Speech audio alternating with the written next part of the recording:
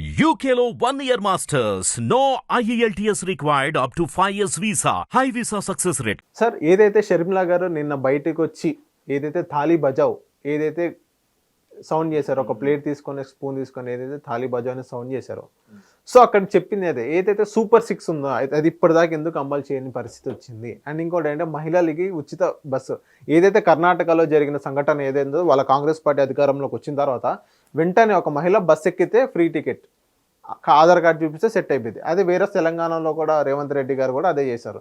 మీరు ఎందుకు చేయలేకపోతున్నారు? ఒక మహిళ బస్ ఎక్కి ఫ్రీ టికెట్ అని మీరు ఎందుకు ఇప్పటిదాకా ఇవ్వలేకపోతున్నారు అన్నట్టుగా మొత్తం ఓవరాల్గా సూపర్ 6 గురించి షర్మిలా గారు క్వశ్చన్ చేయడం జరిగింది. దీనికి మీరేమంటారు? షర్మిలా గారు కాదు, ఈ లడ్డు వ్యవహారం వచ్చాక జగన్మోహన్ రెడ్డి గారు అండ్ టీం కూడా అదే మాట్లాడుతున్నారు. మీరు ఇచ్చిన హామీలు ఏవైతే ఉన్నాయో నిలబెట్టుకోకుండా ఉండడం కోసమే ఈ లడ్డు వ్యవహారం మా మీదకు రుద్దారు అన్నట్టుగా వాళ్ళు ఫీల్ అవుతున్నారు. యాక్చువల్గా అయితే షర్మిలా గారు కూడా ఏమన్నారంటే, షర్మిలా గారు కూడా చంద్రబాబు నాయుడు గారు ఇచ్చిన స్క్రిప్టే ఫాలో అవుతున్నారు. చెల్లెమ్మ ఎంతసేపు అన్ననే తిడుతుంది తప్ప బాబుని ఏమనట్లేదు, బాబు గారు ఇచ్చిన స్క్రిప్టే చదువుతుంది ఆవిడ అన్నట్టు కూడా వైసీపీలో స్వయంగా సకల శాఖ మంత్రి కూడా కామెంట్ చేశారు. ఒకప్పటి సకల శాఖ మంత్రి.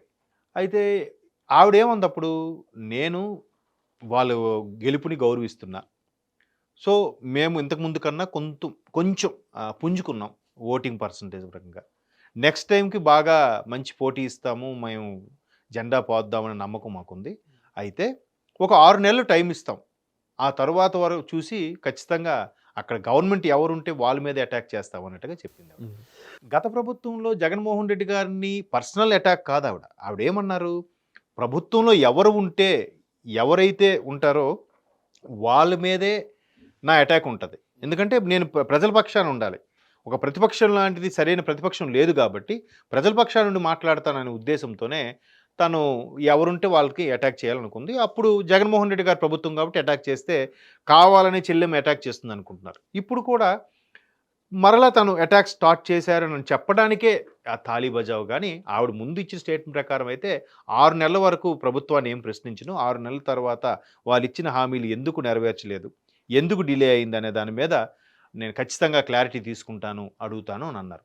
అయితే ఇప్పుడు ఈ సోకాల్డ్ తాళీ బజావో లేదంటే మీ ఏదో ఒక ప్రెస్ మీట్లు పెట్టడాలు, కామెంట్ చేయడాలు ఇవన్నీ కూడా ప్రజల్లో మేము ఉన్నాము, మా పార్టీ అంటూ ఒకటి ఉంది, నాయకుడిగా నాయకురాలుగా నేను కూడా ఉన్నాను, కాంగ్రెస్ పార్టీ అంటూ ఒకటి ఉంది ఎస్ అని గుర్తు చేయడానికి ఇచ్చే ప్రెస్ మీట్లలాగే ఉన్నాయి. ఓకే, ఎందుకంటే అన్నగారు ఏ పార్టీ రూలింగ్ చేశారో అందరికీ తెలుసు, క్లియర్ కట్ అది. దానివల్ల ఏం చేశాడంటే మొత్తం ఊడ్చేశాడు ఆయన. ఊడ్చేయడమే కాదు, పక్కింటి నుంచి ఆ పొరిగింటి నుంచి కూడా అప్పులు తెచ్చి మరీ వాడేశాడు ఆయన.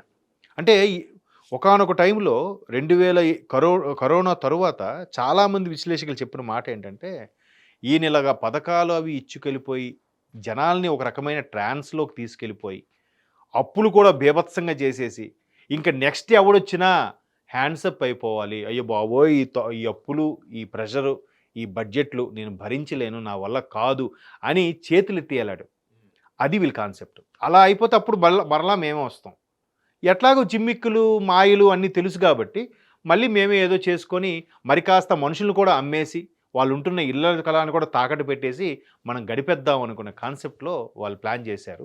ఇది 2020 కరోనా తర్వాత చాలామంది విశ్లేషకులు చెప్తే, మరి ఇంతగా చేస్తాడా ఈయన, ఒక బిజినెస్ మ్యాన్ కదా, ఎంతో కొంత అభివృద్ధి అనేది కూడా చూపిస్తాడేమో అనుకున్నాను. సో అసలు అది లేనే లేదు. ఆయన బయటకు వస్తే కదండి ఎంతసేపు పథకాలు, అంటే నేను ఇస్తున్నాను మీరు తీసుకోండి, మీరు ఎప్పుడు సేవకులు భటుల్లాగే ఉండాలి, నేను రాజులాగా ఉంటాను, 30 ఏళ్ళు ముఖ్యమంత్రి నేనే ఉంటాననే కాన్సెప్ట్లోకి, ఆ మాయలోకి వెళ్ళిపోయారు. అందుకే ఎవరెన్ని చెప్పినా వినలేదు, ఎవరైనా చెప్పడానికి ప్రయత్నించినా వాళ్ళకి అవకాశం కూడా ఇవ్వలేదు. కేవలం నా పథకాలతో నేను గెలిచేస్తానని అనుకున్నారు. అది కాదు. సో ఇప్పుడు ఉన్నామని చెప్పే వీళ్ళందరూ కూడా బయటకు వస్తున్నారు. ఇప్పుడు నిన్న వంశీ గారు వలంని వంశీ కొడాలి నాని ప్రెస్ మీట్కి కూడా అదే పరమార్థం, ఇప్పుడు షర్మిలా గారు చెప్పిన దానికి కూడా అదే పరమార్థం. అయితే ఇక్కడ గవర్నమెంట్ కూడా ఏం చేస్తుంది, వాళ్ళు అంటారని తెలీదా, వాళ్ళు అటాక్ చేస్తారని తెలీదా, వీళ్ళు ఎన్ని మాట్లాడుతున్నా మంత్రులు కొంతమంది రెస్పాండ్ అవుతున్నారు, అప్పుడప్పుడు పవన్ కళ్యాణ్ గారు రెస్పాండ్ అవుతున్నారు, కానీ బాబు గారు రెస్పాండ్ అవ్వట్లే. ఆయన ఫోకస్ ఏంటి, రెవెన్యూ జనరేట్ చేయాలి, రెవెన్యూ జనరేట్ చేస్తే ఆటోమేటిక్గా అన్నీ సర్దుకుంటాయి అనే కాన్సెప్ట్లో ఉన్నాడు ఆయన. ఎప్పుడైతే ఈ 5 ఏళ్ళు ప్రభుత్వం వచ్చిందో అమరావతిని అతలాకుతలం చేసేశారో, కంపు కంపు చేసి పడేశారో, భూమి వాల్యూ కూడా పడిపోయింది. అవును. ఒకప్పుడు ఏమనేవారు, ఆంధ్రాలో ఎకరం భూమి అమ్మితే తెలంగాణలో 10 ఎకరాలు కొనుక్కోవచ్చు అనేవారు. కానీ ఇప్పుడు ఎలా అయిపోయింది, తెలంగాణలో 1 ఎకరం భూమి అమ్మితే ఆంధ్రాలో 10 ఎకరాలు కొనుక్కోవచ్చు అనే స్థాయికి తీసుకొచ్చాడు ఆయన జగన్మోహన్ రెడ్డి. మరలా ఇప్పుడిప్పుడు పుంజుకుంటుంది. పుంజుకోవడం అంటే in the sense revenue generate చేస్తే ఒకదానికొకటి మనీ టర్న్ ఓవర్ అవుతుంటే ఒక్కొక్కటిగా సర్దుకుంటాయి. ఆ పథకాల గురించి కూడా ఇప్పుడు మొన్న ఆగస్ట్ 15th నుంచి ఒక పథకం ఏదో స్టార్ట్ చేసినట్టున్నారు కదా. సో నెక్స్ట్ క్యాంటీన్ది, తర్వాత రేపు దసరాకు ఒకటి ప్రపోజల్లో ఉంది, దీపం పథకం స్టార్ట్ తర్వాత దీవాళికి ఒకటి ఉంది. అంటే వాళ్ళు మెల్లమెల్లగా బడ్జెట్ కూడా చెక్ చేసుకుంటున్నారు. నిజంగా మీరు నమ్ముతారో లేదో, ఇప్పుడు ఓ మినిస్టర్ ఉన్నారు, ఆ శాఖాపరమైన కనీస అవసరాలకు కూడా అమౌంట్ లేదండి, తెలుసా అండి మీకు? ఇప్పుడు ఒక శాఖ, ఒక మంత్రి ఉన్నారు, ఆ మంత్రి ఒక ఎక్స్ అనే శాఖకి మంత్రి, ఆయనకు ఒక బొగ్గ కారు, ఆయనకు ఒక మంది మార్పులో, ఆయనకు ఒక ఆఫీసు, ఇవన్నీ కూడా మెయింటైన్ చేయడానికి వాళ్ళకి జీతాలు టీఏడిఏలు ఇవ్వడానికి కూడా లేదంట. జీతాలకే చాలా ఇబ్బంది పడుతున్నారు. ఎలాగో ఒకలా చేసి ట్యాక్స్ లోపల వచ్చినవి చేసి వీళ్ళు మినహాయించుకొని మెల్లమెల్లగా చేస్తున్నారు. ఇప్పుడు నామినేటెడ్ పోస్టులు ఎందుకు తీయలేదంటారు, ఎందుకు డిలే చేస్తున్నారంటున్నారు? ఎందుకని అంటారు? ఇదే ఫండ్స్ కూడా. ఇప్పుడు నామినేటెడ్ పోస్ట్ ఇచ్చి కానీ సరిపోదు కదా, వాడికి ఒక హోదా, వాడికి ఒక మంది మార్పులం, వాడికి ఒక ఆఫీసు, వాడికి ఒక జీతం, అలాగే ఎన్ని నామినేటెడ్ పోస్టులు ఉన్నాయి, దగ్గర సుమారుగా 160 ఎన్నో ఉన్నాయంట. అన్నీ కలిపి నేను ఇప్పుడు టీటీడీ బోర్డు కానీ, బీసీ సంక్షేమం కానీ, రకరకాల ఏపీఎస్ఆర్టీసీ సంబంధించి కానీ, ఇవన్నిటి కూడా ఎక్కడవుతుంది? సో మెల్లమెల్లగా వస్తాయి, ఒక్కొక్కటిగా చేస్తారు. చెయ్యకపోతే అప్పుడు అనాలి. ఇప్పుడు ఇదే కాంగ్రెస్ గవర్నమెంట్ మీరు ఎగ్జాంపుల్ చెప్పారు, గెలిచిన మరుక్షణం బెంగళూరులో ఫ్రీ బస్ ఇచ్చారు, తెలంగాణలో ఫ్రీ బస్ ఇచ్చారు, ఆంధ్రాలో ఇవ్వలేదని. సరే, ఇదే తెలంగాణలో దాన్ని ఏమంటారు, రైతు రుణమాఫీ ఎన్ని రోజుల తర్వాత చేశారండి? హరీష్ రావు గారు ఛాలెంజ్ చేశారు, ఆగస్టు 15లో మీరు ఈలో చేస్తే చేయలేదు, రాజీనామా చేయండి అంటే ఆగస్టు 15 లోపు చేసి చూపిస్తూ ఉన్నారు. జూలై మంత్ ఎండింగ్లో 1 lakh వరకు చేశారు.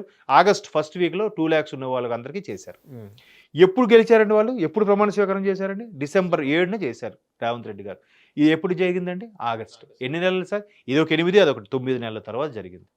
ఒక్కొక్కదే పైగా ఏంటిది, full fledged well established and well settled state ఇది తెలంగాణ.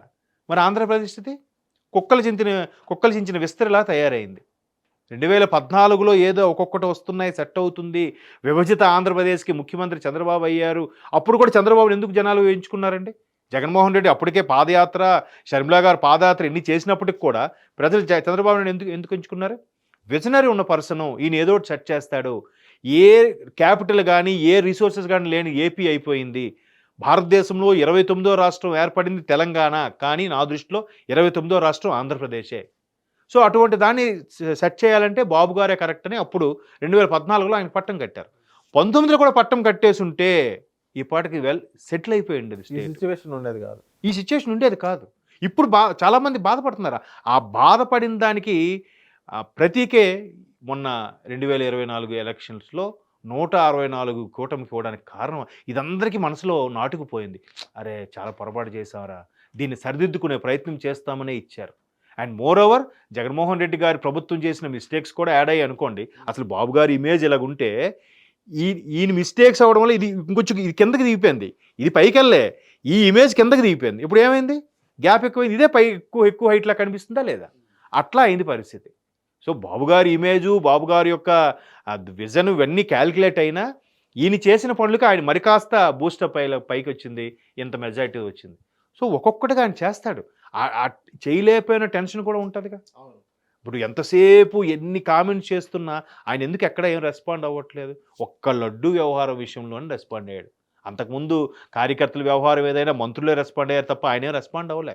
ఆయన ఏంటి ఆ శ్రీ సిటీ వెళ్తున్నాడు, అమరావతి వెళ్తున్నాడు, లేదంటే ఎవరెవరితో మీటింగులు, ఆ యూట్యూబ్ వాళ్ళతో మీటింగు, గూగుల్ వాళ్ళతో మీటింగులు, ఏఏ వాళ్ళతో మీటింగు, ఇన్ని ఎందుకు చేస్తున్నాడు?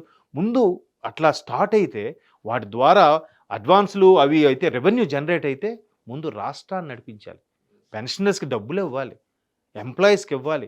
ఒకవైపు ఈ పథకాలన్నీ ప్రకటించేశాడు ఆయన. ఊరికే సోమరిపోతులుగా తయారు చేసే పథకాలు ప్రకటించాడు. అవి తీసేస్తే అదొక బాధ. కంటిన్యూ చేయాలంటే దానికి అమౌంట్ కావాలి. ఏం చేయమంటారు చెప్పండి? ఎంత హాట్ సీట్ అది. ఏదో అలా లోపల కూర్చుండిపోయి పథకాలు ఇచ్చేసామా అయిపోయింది, ఇంకా డెవలపింగ్ అవసరం లేదు, రోడ్లు అవసరం లేదు, ఇంకేం అవసరం లేదంటే అయిపోతుందా? లేదు. లేదు కదా. సో టైం పడుతుంది, టైం ఒక 6 నెలలు అన్నారు కదా, 6 నెలలని ఇవ్వచ్చు కదా టైము, ఇంక 3 నెలలు కూడా అవ్వలేదే. Thank you sir.